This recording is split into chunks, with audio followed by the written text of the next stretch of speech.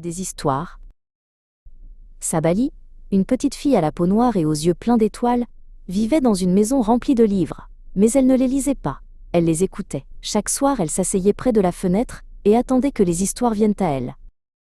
Un soir, au lieu d'une histoire, une petite lumière scintillante a flotté dans sa chambre. Elle a tournoyé, a dansé, puis s'est posée doucement sur sa main. C'était une lanterne miniature, faite de verre et d'argent.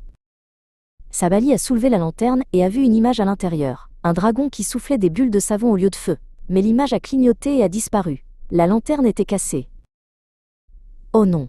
La lanterne des histoires est brisée » a-t-elle murmuré. « Je dois la réparer pour voir la fin de l'histoire du dragon. » Sabali a su qu'il n'y avait qu'une seule personne qui pouvait l'aider.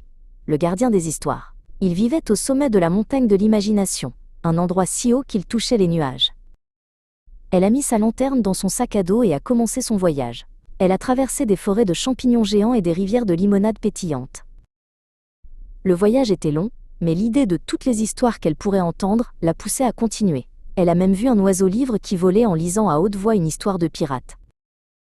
Enfin, après des jours de marche, elle a atteint le sommet de la montagne de l'imagination. Devant elle se tenait une petite cabane en bois, avec une porte sculptée d'histoires.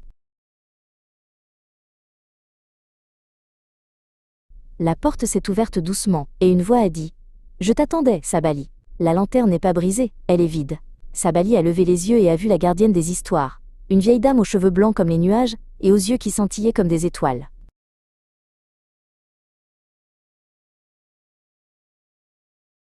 Les histoires ne se trouvent pas toujours dans les livres, petite. Elles naissent en nous. La gardienne a souri. Pour la remplir, il faut que tu me racontes ton histoire. Sabali, comprenant, a commencé à raconter son voyage. Au fur et à mesure qu'elle parlait, la lanterne s'est mise à briller de plus en plus fort, et une nouvelle image est apparue à l'intérieur, celle de son propre voyage.